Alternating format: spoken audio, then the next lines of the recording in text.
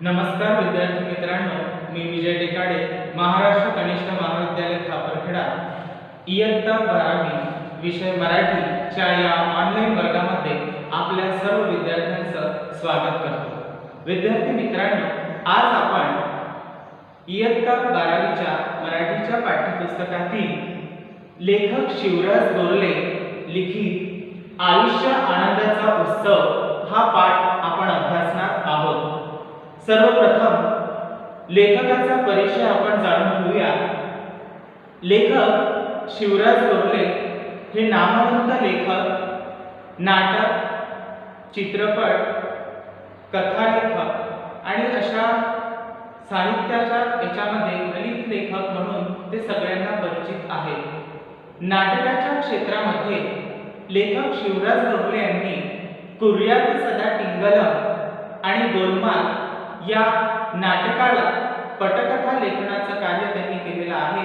सोबतच संवाद लेखन सुद्धा या नाटकासाठी केलेलं आहे। चित्रपट क्षेत्रामध्ये लेखक शिवराज गोरले यांनी मराठी चित्रपट सृष्टीमध्ये गाजलेले जे चित्रपट आहे, जसं की थरथराट नावाच्या चित्रपटासाठी त्यांनी पटकथा लेखन आणि संवाद लेखन केलेलं आहे। सोबतच मराठीमध्येच चिमणी पाखर नावाचा जो चित्रपट आहे, त्या चिमणी पाखर नावाच्या चित्रपटासाठी सुद्धा त्यांनी पटकथा लेखन आणि संवाद लेखन केलेलं आहे। त्यानंतर चित्रपट आणि नाटक या क्षेत्रासोबतच मराठी साहित्यामध्ये खऱ्या अर्थाने जर शिवराज गोरले यांचे योगदान असेल तर ते प्रेरक साहित्यामध्ये आहे। मराठीच्या प्रेरक साहित्यामध्ये अनेक प्रेरक पुस्तकांचं लेखन लेखक शिवराज गोरले यांनी केलेलं आहे। जसं की मजेत जगावं कसं, यशस्वी व्हायचं कसं अशी जी प्रेरक पुस्तके आहेत, माणसे जोडावीत कशी ही जी प्रेरक पुस्तके आहेत, ही त्यांची प्रेरक पुस्तके मराठी साहित्यामध्ये प्रकाशित झालेली आहेत। प्रस्तुत पाठ जो आहे शिवराज गोरले यांचा आयुष्य आनंदाचा उत्सव हा जो पाठ आहे, हा पाठ त्यांच्या मजेत जगावं कसं या प्रेरक पुस्तकामधून आपल्याला या ठिकाणी अभ्यासाला दिलेला आहे। विशेष बाब म्हणजे मजेत जगावं कसं हे जे त्यांचं प्रेरक पुस्तक आहे, त्या प्रेरक पुस्तकाला महाराष्ट्र तत्वज्ञान परिषदेचा पुरस्कार लाभलेला आहे। यासोबतच लेखक शिवराज गोरले यांनी विनोदी साहित्याच्या याच्यामध्ये मराठी साहित्यामध्ये त्यांचं नग आणि नमुने नावाचं पुस्तक प्रकाशित झालेलं आहे आणि या नग आणि नमुने नावाच्या विनोदी पुस्तकाला महाराष्ट्र शासनाचा पुरस्कार लाभलेला आहे। या ठिकाणी लेखक अशा विविध क्षेत्रामध्ये त्यांनी विपुल प्रमाणात लेखन केलेलं आहे आणि म्हणूनच ते मराठीमध्ये एक नामवंत लेखक म्हणून सगळ्यांना परिचित आहेत। यानंतर प्रस्तुत पाठाची मध्यवर्ती कल्पना आपण विद्यार्थी मित्रांना जाणून घेऊया। प्रस्तुत पाठामध्ये आपण जर बघितलं तर लेखक शिवराज गोरले यांनी महत्त्वाचा विषय मांडलेला आहे की जो आपल्या जीवनामध्ये फार महत्त्वाचा ठरतो। आनंद हा प्रत्येकाला हवा असतो, परंतु आनंद नेमका कशामध्ये असतो हेच आपल्याला उलगडत नाही आणि म्हणूनच त्याविषयीचं विवेचन की आनंद नेमका कशात असतो, आनंद छोट्या छोट्या गोष्टींमध्ये कसा असतो, आनंदाची सवय आपण कशी लावून घ्यायची असते आणि एवढंच नव्हे तर आपलं आयुष्य आनंदीमय करायचं असेल, आनंदमय करायचं असेल, आपलं जीवन आनंदात जर घालवायचं असेल तर आपल्याला संगीताची सोबत निसर्गाचा साथ आणि पुस्तकाची सोबत कशा प्रकारे, पुस्तकांचा सहवास कशा प्रकारे आवश्यक आहे त्याविषयीचं महत्त्व या ठिकाणी या पाठामधून आपल्याला शिवराज गोरले यांनी सांगितलेलं आहे की नेमका आनंद कशात असतो, छोट्या छोट्या गोष्टींमध्ये आपण आनंद कसा घ्यायला पाहिजे,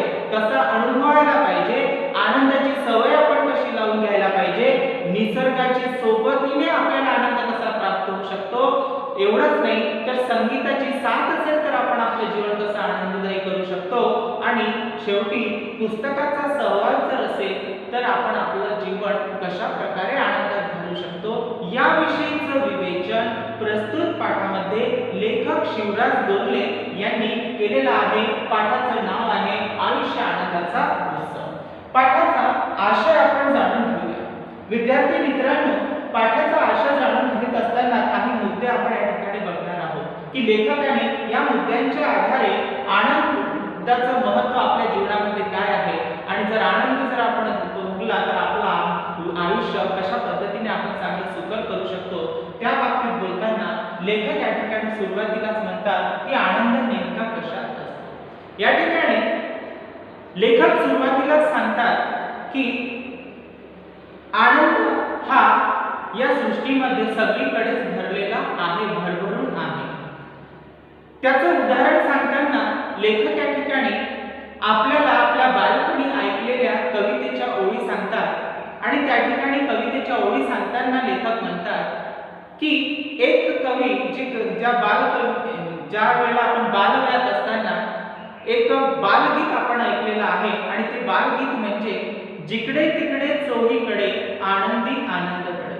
अगदी या कवितेतील ओळीप्रमाणेच लेखक म्हणतात की आनंद हा सगळीकडे भरभरून आहे.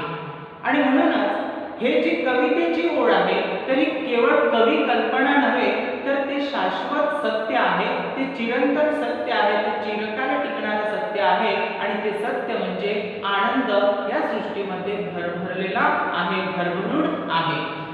मग तरी सुद्धा आपण या सृष्टीमध्ये आनंद भरभरून आहे हे जरी सत्य असलं तरी सुद्धा मनुष्याला आनंद का होत नाही, मनुष्य आनंदी का राहत नाही, तर त्याचं कारण सांगताना लेखक या ठिकाणी म्हणतात की मनुष्याची स्थिती कशी झालेली आहे. मनुष्याची स्थिती अशी आहे की काखेत कळसा आणि गावाला वळसा, अगदी या उक्तीप्रमाणे मनुष्याची स्थिती झालेली आहे. मनुष्याला आनंद हा आपल्या अंतरंगातच असतो, परंतु आपण तो इकडे तिकडे शोधत असतो. परंतु हे सांगत असताना लेखक या ठिकाणी म्हणतात की आनंद जरी सृष्टीमध्ये भरभरून असला तरी सुद्धा तो आनंद घेण्यासाठी सुद्धा आपल्या मनातील अंतरंगामध्ये आनंद असणं फार महत्त्वाचं आहे, आणि तो आनंद आपल्या अंतरंगात असतो. मनुष्याच्या अंतरंगामध्ये असलेला आनंद जोपर्यंत आपण हे आनंदाचं भान, अंतरंगातील आनंदाचं भान जागा आपण ठेवत नाही तोपर्यंत आपल्याला आनंद प्राप्त होऊ शकत नाही.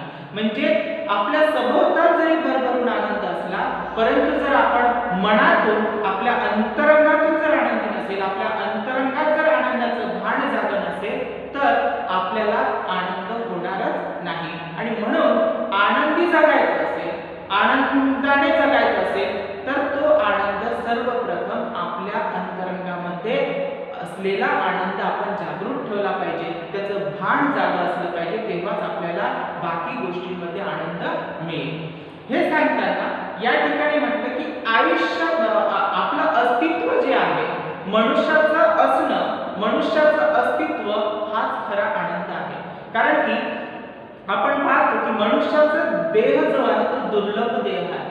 अनेक युगानंतर आपल्याला तो देह प्राप्त होत असतो, आणि म्हणून लेखक या ठिकाणी म्हणतो की मनुष्य आपण असणे, आपण असणं, आपलं अस्तित्व हेच खरा आनंद आहे. परंतु आपण सगळ्या गोष्टी जीवनामध्ये जीवन जगत असताना काय करत असतो, गृहीत धरत चालत असतो, आणि म्हणून ह्या गोष्टी गृहीत जेव्हा धरतो तेव्हा आपला आनंद त्या ठिकाणी कमी होतो.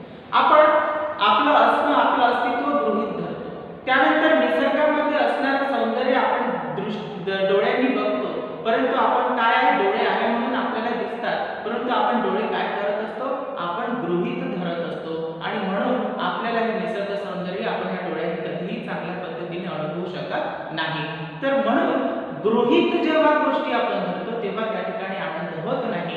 अंतरंगातून माणूस आनंदी असला पाहिजे, तेव्हाच खऱ्या अर्थाने आनंद आपल्याला होत असतो. छोट्या छोट्या गोष्टीतही आनंद कसा भरून राहिलेला. लेखक दुसरा आपण बघू की छोट्या छोट्या गोष्टीत आनंद कसा होतो.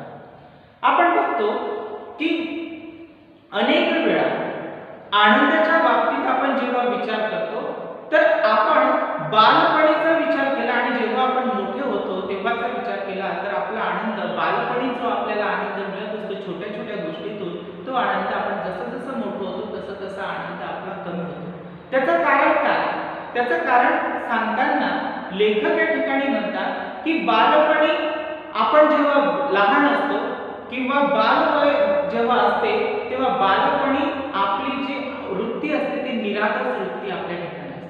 आणि म्हणून निरागस वृत्तीने आपण एखादं बाळ बघितलं, एखादं छोटं मूल जर बघितलं तर त्याने असा हात जरी हलवला आणि त्या हात हलवण्याने जर एखादी चिमणी उडाली तर ती भुरकन उडाल्यानंतर त्याला जो आनंद होतो तो त्याच्या ठिकाणी असणाऱ्या निरागस वृत्तीमुळे त्याला त्याच्यातून पण फार मोठ्या प्रमाणात आनंद प्राप्त होतो, तो हसायला लागतो.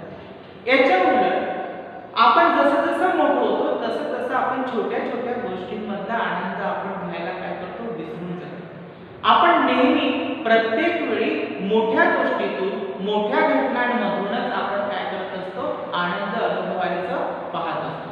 परंतु विद्यार्थी मित्रांनो, लेखक या ठिकाणी म्हणतात की असे मोठे प्रसंग, असे मोठ्या घटना किंवा ज्याच्यामधून आपल्याला आनंद मिळेल असे मोठे प्रसंग आपल्या जीवनात कितीदा घडतात. मोठे प्रसंग हे जीवनामध्ये फार क्वचित घडत असतात आणि त्याच्यामुळे आपण काय करत असतो, मोठ्या प्रसंगाकडे बघत असताना मोठे प्रसंगातून आनंद घेण्याची जी आपली वृत्ती असते ते करत असताना मोठे प्रसंग आपल्या वाट्याला फार कमी येतात आणि म्हणून त्या ठिकाणी आपण आनंद घेऊ शकत नाही. आणि ज्या छोट्या छोट्या गोष्टींमधून जो आनंद प्राप्त व्हायचा असतो त्या छोट्या छोट्या गोष्टींमधून मिळणाऱ्या आनंदाला देखील आपण काय होतो, पारखे होतो. तो आनंद देखील आपल्याला मिळू शकत नाही. आणि म्हणूनच या ठिकाणी म्हणतात लेखक की छोट्या छोट्या गोष्टींमधून आनंद घेणं आपण शिकलं पाहिजे. छोट्या छोट्या गोष्टींमधून आनंद आपल्याला कसा घेता येईल, जर आपण पाहिलं तर छोट्या छोट्या गोष्टींमध्ये आनंद आहे. अनेक प्रकारचे छंद असतील, अनेक प्रकारच्या गोष्टी असतील की छोट्या छोट्या घटना आपण नित्य नेमाने जीवन जगत असताना अगदी छोट्या छोट्या गोष्टी घडत असतात. अगदी बालवयामध्ये आपण छोट्या छोट्या गोष्टींमधून जसा एखाद्या लहान मुलाला आनंद होतो तशाच पद्धतीने आपण जीवनामध्ये छोट्या छोट्या गोष्टींमधून आनंद घेतला पाहिजे. त्यानंतर आनंदी राहण्याची सवय कशी लावावी, या ठिकाणी एक महत्त्वाचं की आनंद राहायचं असेल तर आपण सवय लावून घेतली पाहिजे. त्याचं कारण म्हणजे असं आहे की नेमका आनंद हा आपल्या अंतरंगामध्ये असतो आणि जोपर्यंत आपल्या अंतरंगातील आनंदाचं भान आपलं जागं राहणार नाही, आपली वृत्ती आनंदी राहणार नाही, तोपर्यंत आपण आनंद अनुभवू शकत नाही. आणि म्हणून या ठिकाणी आनंदी राहण्याची सवय लावून घेताना घ्यायचं असेल तर लेखक या ठिकाणी म्हणतात की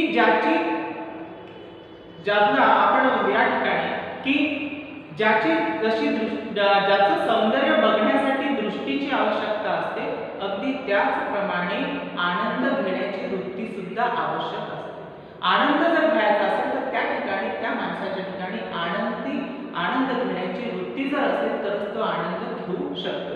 आणि म्हणून आनंदी राहण्यासाठी आपण या ठिकाणी सवय लावून घेतली पाहिजे.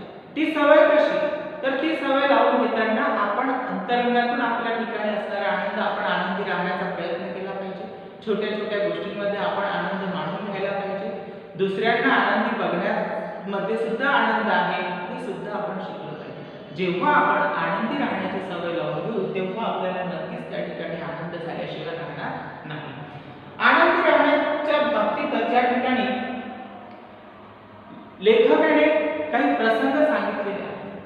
ते प्रसंग कोणते की अनेक वेळा आपल्याला आनंद होतो, परंतु तो आनंद होत असताना देखील काही वेळा मात्र तो आनंद आपल्याला आनंद झाला आहे परंतु मुळातून तो आपल्याला अंतरंगातून आनंद झाल्यासारखं वाटत.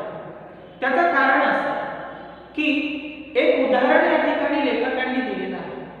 एखाद्या नाट्य स्पर्धेमध्ये उत्कृष्ट अभिनयासाठी तुम्हाला पारितोषिक मिळतं, बक्षीस मिळतं, परंतु जेव्हा ते बक्षीस घ्यायला तुम्ही जाता तेव्हा तुमच्या अंतरंगामध्ये मनामध्ये कुठेतरी वाटतं की नाही, हे बक्षीस माझ्यापेक्षा कुणाला तरी दुसऱ्याला स्पर्धकाला मिळायला हवं होतं.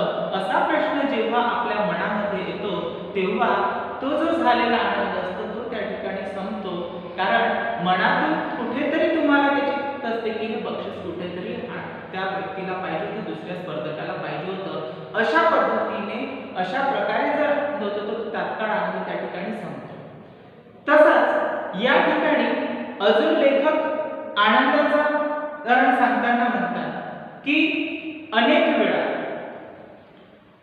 आपल्याला एखाद बक्षीस मिळालेलं असेल, परंतु आपल्यापेक्षा एखाद्या स्पर्धकाला अनेक बक्षिसं मिळालेली असतील, तर त्याची ईर्ष्या किंवा त्याच्याबद्दल वाटणारी असूया जी आहे त्याच्याने सुद्धा आपण काय होतो, दुःखी होतो. अशा पद्धतीने की आपल्याला पेक्षा अधिक बक्षिसे मिळविणाऱ्याच्या विषयी जेव्हा आपण राग आणि द्वेष आपल्या मनात निर्माण होतो, तेव्हा सुद्धा आपण आनंद अनुभवू शकत नाही. किंवा एखाद्याला एकही बक्षीस मिळालं नाही, एखाद्याला एकही पारितोषिक मिळालं नाही आणि त्याला बक्षीस मिळालं नाही म्हणून जर आपल्याला आनंद होत असेल तर तो खरा आनंद नव्हे. कारण की दुसऱ्यांच्या दुःखांवर जर आपला आनंद स्वार होत असेल तर तो आनंद क्षणिक असतो, तो आनंद चिरकाल टिकणारा नसतो किंवा तो निर्मळ आनंद नसतो. म्हणून दुसऱ्यांच्या दुःखांवर जर आनंद होत असेल तर तो चिरकाल टिकणारा आनंद नव्हे, असं देखील लेखक या ठिकाणी आवर्जून सांगतात. याशिवाय लेखक या ठिकाणी 3 घटक असे महत्त्वाचे सांगितलेले आहे की जर त्या 3 घटकांची जर सोबत आपण केली तर आपण आपले जीवन चांगल्या पद्धतीने आनंदी करू शकतो. ते 3 घटक कोणते? त्या 3 घटकांपैकी पहिला जो घटक लेखकांनी म्हटलेला आहे की आनंदी राहण्यासाठी एक उपयुक्त ठरणारा घटक म्हणजे निसर्गाची सोबत. निसर्गामध्ये भरभरून आनंद सामावलेला आहे असं लेखक या ठिकाणी सांगतात आणि अगदी सत्य आहे की निसर्गामध्ये आनंद भरभरून आहे, परंतु निसर्गातील आनंद आपण अनुभवला पाहिजे. आता निसर्गामध्ये आनंद कोणता आहे तर विद्यार्थी मित्रांनो, जर तुम्ही विचार केला तर जेव्हा थंडीचे दिवस असतात, थंडीच्या दिवसांमध्ये कोवळं ऊन जेव्हा आपल्या शरीरावर येतं किंवा आपण कोवळं ऊन जेव्हा घेतो तर त्यामध्ये सुद्धा आपल्याला एक नैसर्गिक आनंद प्राप्त होतो. त्यानंतर श्रावणाच्या महिन्यामध्ये जेव्हा पावसाची रिपरिप सुरू होते आणि ते पावसाचे थेंब जेव्हा आपल्या शरीरावर पडते तेव्हा तो सुद्धा एक चांगला आनंद, आपल्याला नैसर्गिक आनंद, निसर्गाकडून मिळणारा आनंद आहे. एवढंच नव्हे तर चांदण्या रात्रीमध्ये जर विद्यार्थी मित्रांनो तुम्ही तुम्ही फिरायला जा, त्या चांदण्या रात्रीमध्ये फिरायला जाताना जो आनंद मिळतो तो सुद्धा एक आल्हाददायक आनंद असतो. आणि म्हणून निसर्गामध्ये आनंद भरभरून आहे, तो आनंद आपण निसर्गाकडून घेतला पाहिजे, त्याचा उपयोग घेतला पाहिजे. जर आपण निसर्गाची सोबत केली, निसर्ग आपण आपला तर आपल्याला फार मोठ्या प्रमाणात आनंदी राहता येतं. आनंदी राहण्यासाठी निसर्गाची सोबत हा एक महत्त्वाचा उपयुक्त ठरणारा असा घटक या ठिकाणी लेखकांनी सांगितलेला आहे.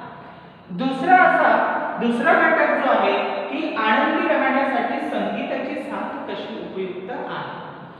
संगीताच्या क्षेत्राचा जर आपण विचार केला विद्यार्थी मित्रांनो तर संगीताच्या क्षेत्रामध्ये शास्त्रीय संगीत जर आपण बघितलं तर शास्त्रीय संगीतामध्ये पंडित भीमसेन जोशी, त्यानंतर बाल गंधर्व किशोरी आमोणकर, पंडित जसराज यासारख्या संगीत गायकांची नावे जर आपण बघितली तर आपल्याला या शास्त्रीय संगीताचा एक आस्वाद आपल्याला मोठ्या प्रमाणात त्या ठिकाणी घेता येतो. आणि संगीताच्या क्षेत्रामध्ये जरी आपल्याला गाता येत नसलं तरी रसिक म्हणून, एक श्रोता म्हणून या लोकांची, या मान्यवरांची गाणी आपल्याला ऐकायला मिळतात, या मान्यवरांचं संगीत आपल्याला ऐकायला मिळतं. त्यासाठी सुद्धा लेखक म्हणतात यांची गाणं ऐकण्यासाठी सुद्धा एक भाग्य लागतं आणि ते भाग्य आपल्याला लाभलेलं आहे की आपल्या जीवनामध्ये आपण असताना आपल्याला या सगळ्या मान्यवरांची बाल गंधर्व असेल, पंडित सेन जोशी असेल, पंडित जसराज असेल किंवा किशोरी आमोणकर असेल, या सगळ्यांची गीतं, या सगळ्यांची संगीताचा आनंद आपल्याला घेता येतो. हे आपण आपलं भाग्य समजलं पाहिजे, आपण आपलं नशीब समजलं पाहिजे.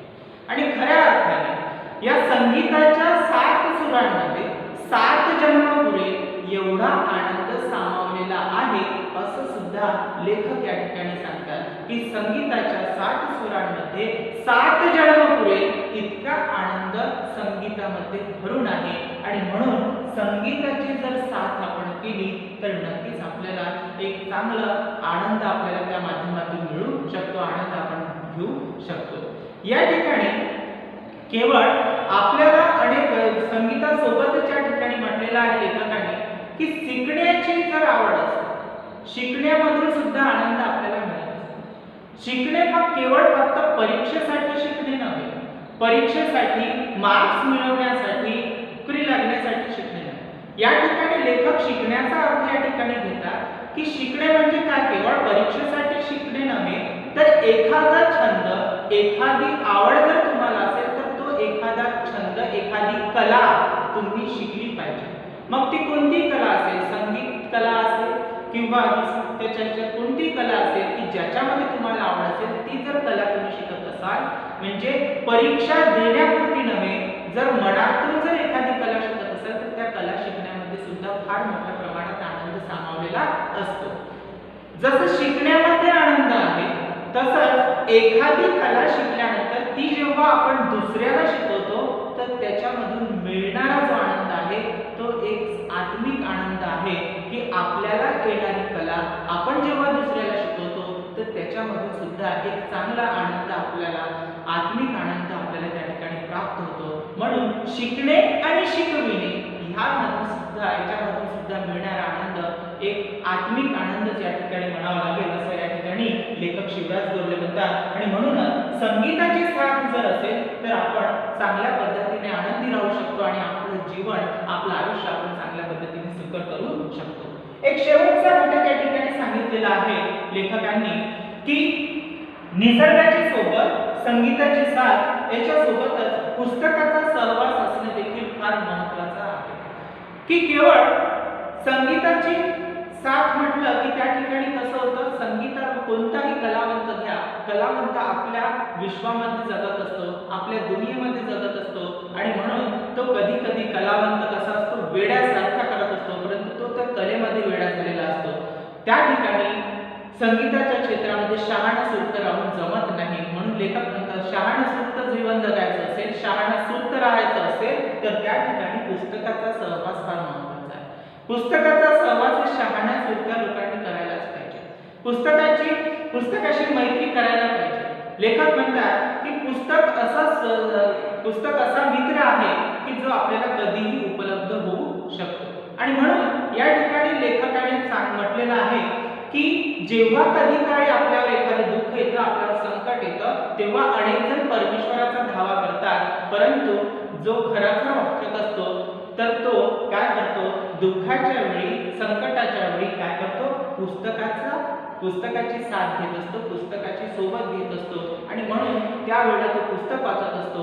तर अशामुळे पुस्तक हे देखील आपल्यासाठी काय, परमेश्वरच आहे. पुस्तक देखील काय, परमेश्वरच आहे. आणि म्हणून अशा पद्धतीने पुस्तकाचा सहवास आपण केला पाहिजे, पुस्तकाची साथ आपण घेतली पाहिजे. पुस्तकाच्या माध्यमातून पुस्तक वाचन करणे हा अगदी शुल्क, कुठल्याही प्रकारचं अवाजवी शुल्क देऊन किंवा पैसे खर्च करून करण्याचा हा छंद नाही. त्याला कुठल्याही प्रकारचे पैसे आपल्याला मोजावे लागत नाही, अधिकचे पैसे मोजावे लागत नाही.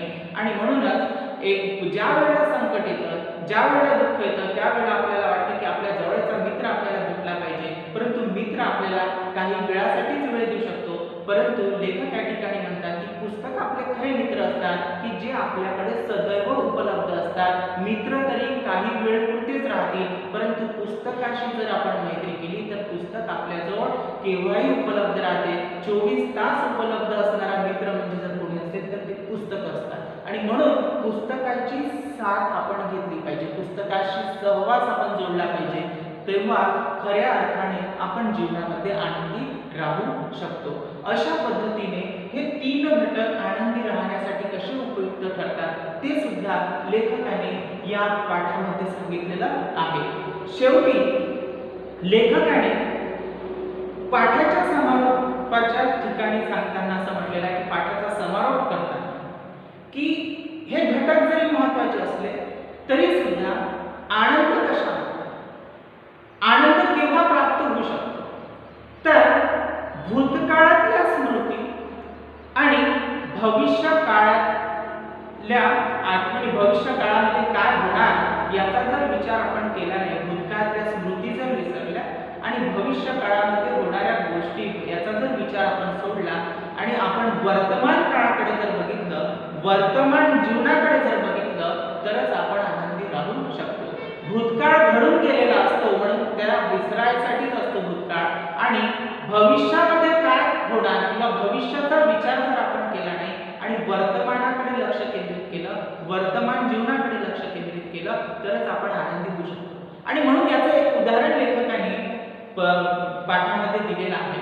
लेखकाने म्हटलेलं आहे की जर तुम्ही एखादं नाटक बघण्यासाठी एखाद्या थिएटरमध्ये तुम्ही गेलेला आहात, त्या ठिकाणी तुम्ही ते नाटक बघत आहात, ते नाटक बघत असताना त्या ठिकाणी नाटक सुरू आहे आणि जर तुमच्या मनामध्ये एका क्षणात जर तुमच्या डोक्यात असा विचार आला नाटक बघत असताना की नाटक सुटल्यानंतर मला घरी जायला टॅक्सी मिळेल का, असा जर विचार, असा जर प्रश्न आपल्या मनात आला तर त्या नाटक बघत असताना मिळणारा आनंद तिथेच काय होतो, शून्य होतो. त्या ठिकाणी आपण त्या नाटकामधून आनंद घेऊ शकत नाही. आणि म्हणूनच भूतकाळातल्या स्मृती विसरायला पाहिजे आणि भविष्याचा विचार जर आपण केला नाही तरच आपल्याला वर्तमान काळाशी एकरूप होऊन वर्तमान काळामध्ये आपण चांगल्या पद्धतीने जीवन जगू शकतो आणि आनंदी राहू शकतो. म्हणून भूतकाळ विसरा आणि भविष्य काळाचा विचार करू नका.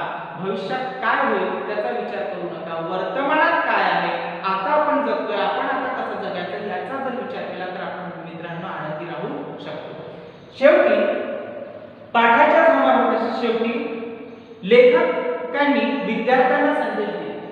विद्यार्थी मित्रांनो, तुम्हाला संदेश दिला आहे. काय म्हटलेलं आहे लेखकांनी पाठाच्या शेवटी? लेखक पाठाच्या शेवटी म्हणतात की जीवनामध्ये आनंदी राहायचं असेल तर खऱ्या अर्थाने, विद्यार्थी मित्रांनो मोलाचा संदेश विद्यार्थी मित्रांनो या ठिकाणी तुम्हाला लेखकांनी दिलेला आहे. काय म्हटलेलं आहे की जर तुम्हाला खरोखर जीवन आनंददायी करायचं असेल, जीवनामध्ये आनंदी राहायचं असेल तर कोणतंही क्षेत्र, ज्या क्षेत्रामध्ये तुम्हाला आवड आहे तेच क्षेत्र तुम्ही निवडलं पाहिजे. ज्या क्षेत्रामध्ये तुम्हाला आवड असेल ते क्षेत्र जर निवडलं तर तुमचं जीवन आनंददायी होईल. आपले आई वडील म्हणतात म्हणून आपण जर डॉक्टर झालो, तर आई वडिलांसाठी मी डॉक्टर झालो असं जर तुम्ही म्हटलं तर त्याच्यामध्ये कुठल्याही प्रकारचा आनंद तुम्हाला होणार नाही. आणि जर मुलगाच आनंदी नसेल तर आई वडिलांनी कधी काळी तुम्हाला डॉक्टर होण्यासाठी जर म्हटलं असेल आणि तुमची आवड जर डॉक्टर होण्याची नसेल आणि तुम्ही डॉक्टर झाला आणि जर डॉक्टर होऊन जर तुम्ही दुःखी असाल, डॉक्टर होऊन जर तुम्ही तुमच्या आनंदाचं क्षेत्र निवडलं नाही याचं जर दुःख तुम्हाला असेल तर तुमचे आई वडील सुद्धा दुःखी होणार. आणि म्हणूनच तो विचार न करता आपल्याला जे पटेल, आपल्याला जे रुचेल, आपल्याला जे आवडेल तेच क्षेत्र आपण निवडलं पाहिजे असं लेखक या ठिकाणी आवर्जून सांगतात. हे सांगत असताना लेखक हे सांगत असताना हेही सांगायला विसरत नाही. ते म्हणतात की अनेक वेळा आपल्या आवडीप्रमाणेच आपल्याला आपलं क्षेत्र मिळेल हेही खरं नाही. प्रत्येकाला आपल्या मनाप्रमाणे, आपल्या आवडीप्रमाणे क्षेत्र मिळेल किंवा नोकरी मिळेल हे कुठे शक्य नाही. मग अशा वेळी काय करायला पाहिजे? अशा वेळी लेखक संदेश देतात. लेखक या ठिकाणी सांगतात की अशा वेळी जरी ते क्षेत्र आपल्या आवडीचं नसेल परंतु आपल्याला त्या क्षेत्रात काम करायचं आहे तर आपण त्या कामामध्ये आनंद मानायला पाहिजे. आपल्यासोबत जे इतर लोक असतात त्या क्षेत्रामध्ये काम करणारे त्यांच्याकडे बघून ते कसं काम करतात, ते कसे आनंदी राहतात त्यांच्याकडे बघून त्यांच्याकडून आपण शिकलं पाहिजे आणि जे काम मिळेल त्याच्यामध्ये आपण आनंद मानायला पाहिजे. जर आपण अशा पद्धतीने बाकीच्यांकडे बघून, आपल्या क्षेत्रामध्ये इतर लोकांकडे बघून जर आपण काम केलं आणि आपल्या कामामध्ये जर आनंद मानला तर आपलं जीवन चांगलं होईल. आपलं आयुष्य सुकर होईल आणि आपल्या जीवनामध्ये चांगल्या पद्धतीने आनंद राहील. म्हणून मिळेल ते काम, त्या कामामध्ये आपण आनंद मानला पाहिजे, त्या कामामध्ये आपण आनंद घेतला पाहिजे, तेव्हाच खऱ्या अर्थाने आपण चांगले जीवन जगू शकतो. अशा पद्धतीने, अशा प्रकारे या पाठामधून लेखक शिवराज धोरले यांनी आनंद नेमका कशात असतो, छोट्या छोट्या गोष्टींमध्ये कसा आनंद भरून राहिलेला आहे, त्यानंतर आनंदी राहण्याची आपण सवय कशी लावून घेतली पाहिजे, आनंदी राहण्यासाठी निसर्गाची साथ, त्यानंतर संगीताची साथ किंवा पुस्तकाचा सहवास किती महत्त्वाचा आहे जीवनामध्ये याचं महत्त्व पटवून दिलेलं आहे. आणि शेवटी की आनंदी राहण्यासाठी मनुष्याने जे काम मिळेल त्या कामामध्ये सुद्धा आनंद मानला पाहिजे. आपण आपलं क्षेत्र निवडत असताना आपल्याला ज्या क्षेत्रामध्ये आनंद वाटेल तेच क्षेत्र आपण निवडलं पाहिजे, हा मोलाचा संदेश देऊन या ठिकाणी जर आपण या सगळ्या गोष्टींचा जर घेतला, या सगळ्या गोष्टींचं जर अवलोकन केलं आणि ह्या गोष्टी जर आपण आपल्या जीवनामध्ये जर आचरणात जर आणल्या तर आपण आपलं जीवन चांगल्या पद्धतीने जगू शकतो. आणि जर ह्या पाठामध्ये सांगितलेल्या सगळ्या गोष्टींचं जर अनुसरून जर आपण या गोष्टींचं आचरण केलं तर नक्कीच आपल्याला आपल्या जीवनामध्ये आनंदाचा राजमार्ग सापडल्याशिवाय राहणार नाही. जर आपला राजमार्ग आनंदाचा सापडला तर आपण चांगलं जीवन आपण जगू शकतो. विद्यार्थी मित्रांनो, तर हा एक खूप छान पाठ या ठिकाणी आपल्याला 12वीच्या पाठ्यपुस्तकामध्ये दिलेला आहे. या ठिकाणी हा पाठाचा सारांश रूपाने आपण या ठिकाणी परिचय जाणून घेतलेला आहे, सारांश जाणून घेतलेला आहे. नक्कीच तुम्ही घरी तुमच्या जो जे पाठ्यपुस्तक आहे त्याच्यामध्ये ह्या पाठाचं 2 ते 3 वेळा वाचन नक्की करा आणि त्या पाठाच्या मागे असलेल्या कृती तुमच्या स्वाध्यायामध्ये लिहून पाठ पूर्ण करा. जेव्हा केव्हा शाळा चालू होती तेव्हा आपण हा पाठ आपण अजून पुन्हा एकदा बघणारच आहोत, परंतु आता या ठिकाणी हा पाठचा सारांश बघितलेला आहे, त्याचं वाचन करा आणि त्याच्यावरच्या कृती आपल्या स्वाध्यायावर उतरवून घ्या. या ठिकाणी मी थांबतो. धन्यवाद.